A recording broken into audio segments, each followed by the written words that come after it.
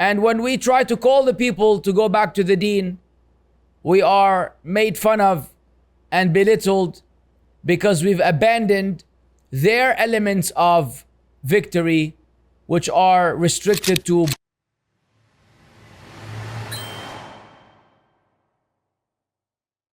since Allah Azza wa Jal promised that His soldiers are the ultimately victorious ones, and we are currently not victorious, meaning we are not the adequate soldiers of Allah. Why are we not the adequate, appropriate soldiers of Allah? Because the Ummah, illa man rahim Allah, has abandoned the bulk of Islam.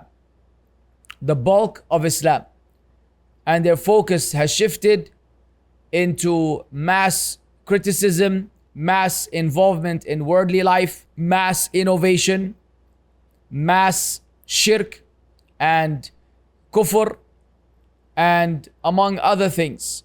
And instead of the people of knowledge and the people of da'wah and those responsible among them, instead of them fulfilling their part of bringing people back to the deen of Allah and educating them about the deen of Allah, instead they are busying them with the matters that do not bring about victory.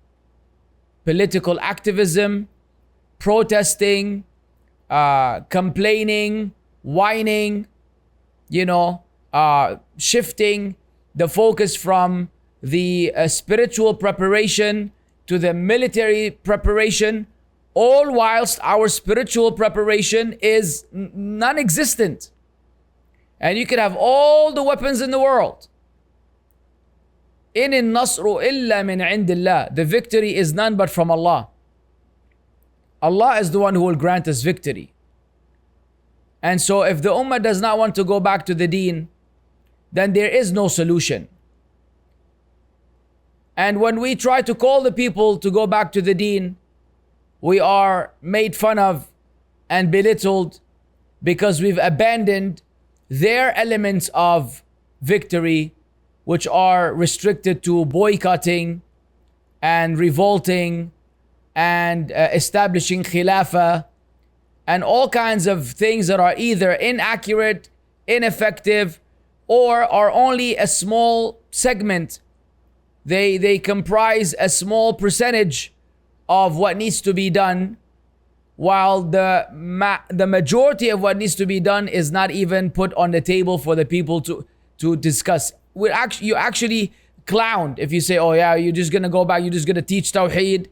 That's all you're gonna do is teach Tawheed until Muslims are victorious again. And it's like, yes, I know you're making fun of that, but that's actually how the Sahaba were victorious.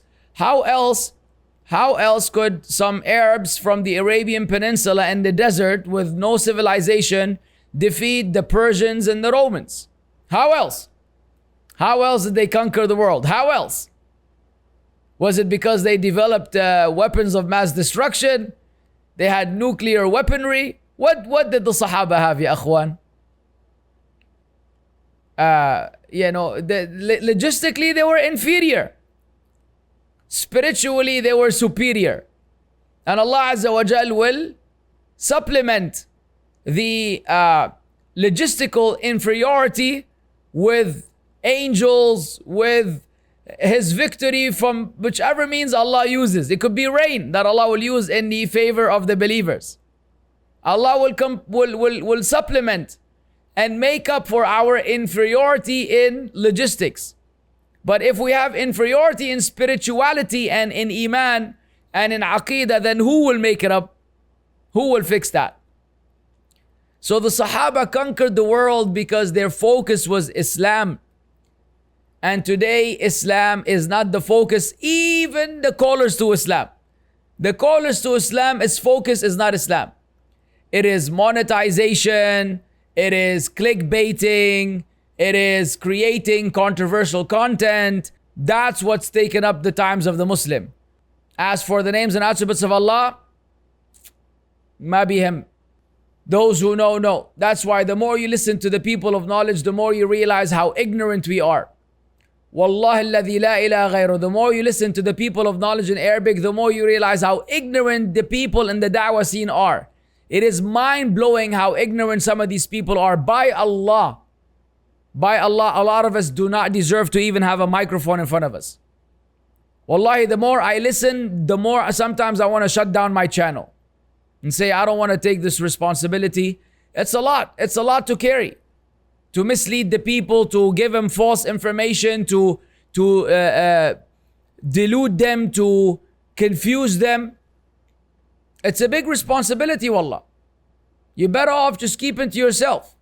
But then, my other self tells me, well, in the English language, if we exit the scene, then we're really leaving it for those deviants to conquer it and overtake. So we ask Allah to support us and help us deliver as much as we can of the orthodox, authentic Islam. But the more I listen to the scholars, the more I realize I don't know Jack. And if I don't know Jack, then Jack really doesn't know anything. Some of these other guys giving da'wah are absolutely clueless. But to Allah we complain.